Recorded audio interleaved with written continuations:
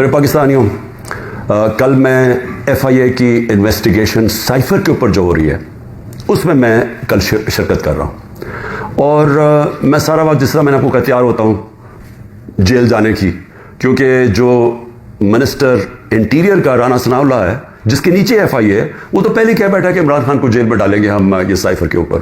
تو مجھے نہیں پتا، کیونکہ اس وقت کوئی قانون تو ہے نہیں، جنگل کا قانون ہے، جسے مرضی چاہو جیل میں ڈال دو.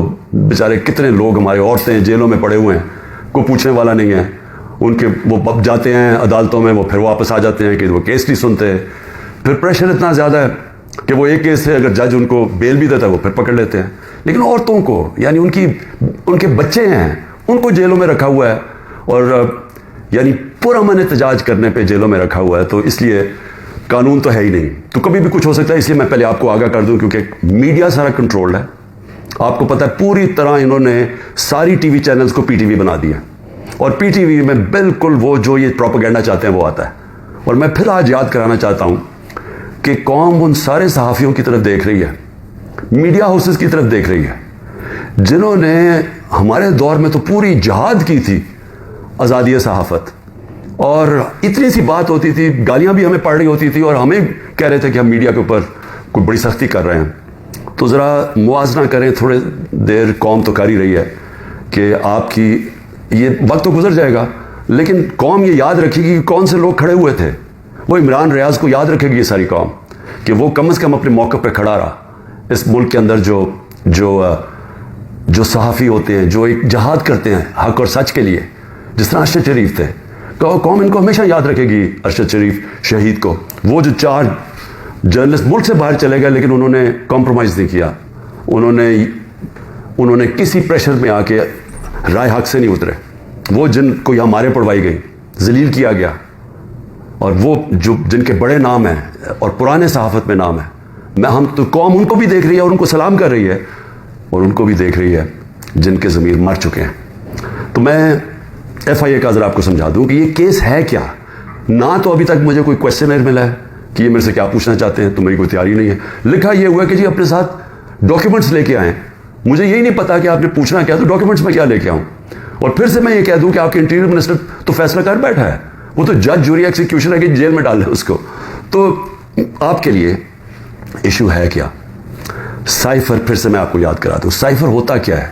ایک خفیہ جو کمیونیکیشن ہوتی ہے، خفیہ جو پیغام بھیجا جاتا ہے.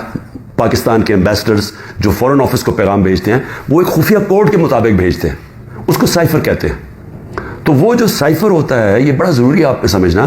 وہ واقعی اس کو سیکرٹ رکھنا، اس کو خفیہ رکھنا بہت ضروری ہے، کیونکہ ایک دفعہ وہ کوڈ دنیا کو پتہ چل جائے تو سارے جتنے بھی آپ کے ایمبیسڈرز خفیہ میسیجز بھیج رہے ہوتے ہیں فورن آفس باہر کی دنیا سے، وہ سارے پبلک ہو جائیں گے، جس طرح وکی لیکس کے اندر پبلک ہو گئے تھے. یاد رکھیں، وکی لیکس میں امریکن ایمبیسڈرز جو ڈاکیومنٹس بھیجتے تھے، جو کمیونیکیشن بھیجتے تھے اپنے اسٹیٹ ڈپارٹمنٹ کو، وہ سارے پبلک ہو گئے تھے. اور اس میں کئی انکشاف ہوئے، جس میں دیکھنے والے جو پاکستان کے اندر ہمارے سیاستدان وہ کیا باتیں کر رہے تھے ایمبیسڈر سے، وہ بھی دیکھنے والے ہیں کہ کتنے دوگلے تھے. اور انہوں نے، میں یہ اللہ کا شکر ہے میں یہ کہتا ہوں، انہوں نے کہا کہ ایک آدمی ہے جو ہمارے سے بات کرتا ہے وہ پبلک سے کرتا ہے. باقی انہوں نے کہا باقی جتنے پولیٹیشین ہیں وہ ہمیں کچھ کہتے ہیں، پبلک میں جا کے کچھ کہتے ہیں. بہرحال تو وہ سائفر کو سیکرٹ رکھنا بڑا اہم ہے. تو کیا عمران خان نے وہ جو سائفر جو کوڈ تھی اس کو پبلک کیا؟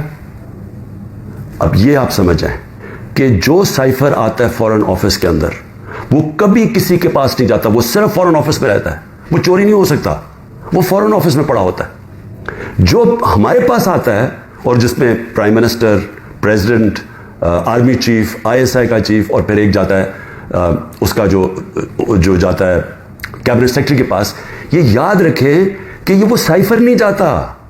یہ سائفر کا جو مفہوم ہوتا ہے وہ اپنے لفظوں میں لکھ کے ہمارے پاس پہنچتا ہے.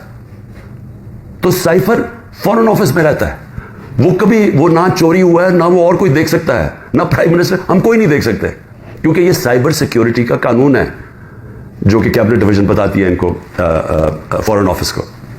تو پہلے تو یہ سائٹ پہ کر دیں کہ سائفر کا جو کوڈ تھا وہ کبھی بھی پبلک نہیں ہوا، کسی نے نہیں وہ دیکھا بشمول پرائم منسٹر کے، ہم نے کسی نے نہیں وہ دیکھا.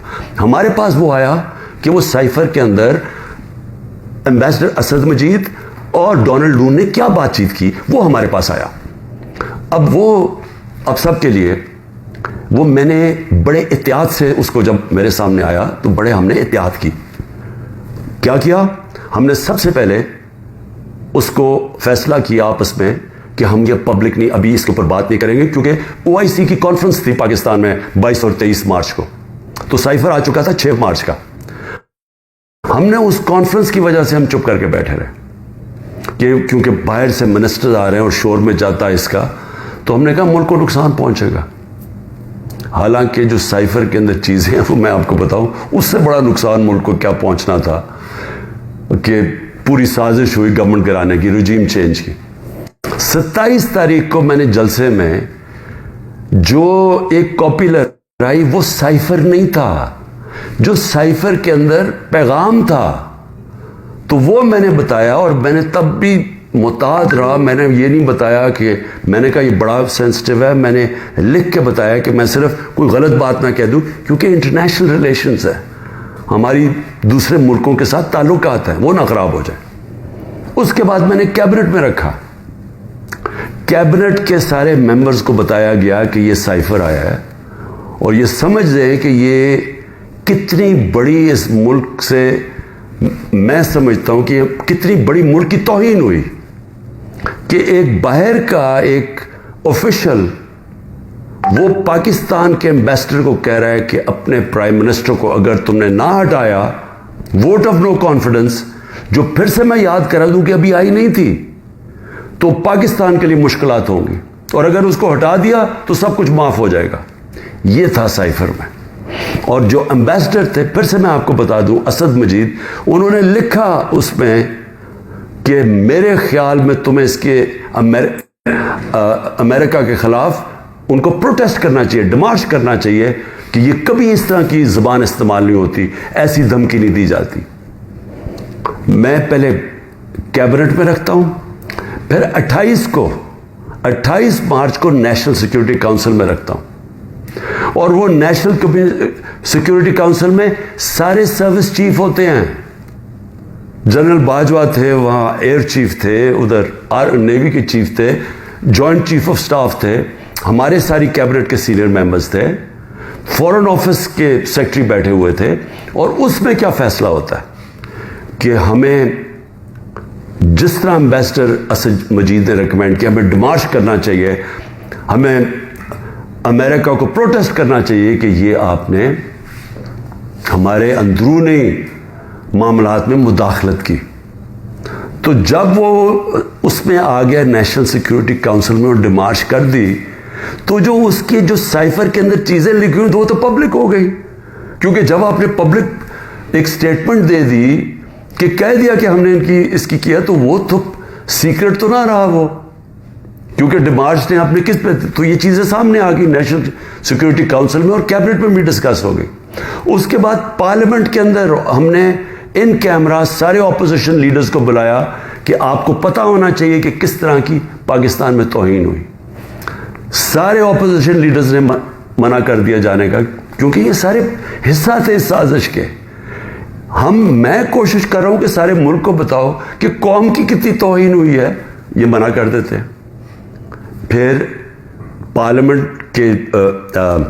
پارلیمنٹ سے جو اسپیکر ہوتے ہیں وہ چیف جسٹس آف پاکستان کو بھیجتے ہیں، اور میں بھی انہیں کہتا ہوں کہ اس کے اوپر انکوائری کریں کہ یہ جو مداخلت ہوئی ہے اس کے اندر پتہ تو چلے کہ یہ ہوا کیا، کتنی بڑی سازش ہوئی ہے کہ سٹی گورنمنٹ کے اوپر، الیکٹڈ پرائم منسٹر کے اوپر دھمکی ملتی ہے، اور پھر اس کے گورنمنٹ گرانے کی پوری تیاریاں شروع ہو جاتی ہیں، لوگ بھاگنا شروع ہو جاتے ہیں، ایلائز چلے جاتے ہیں.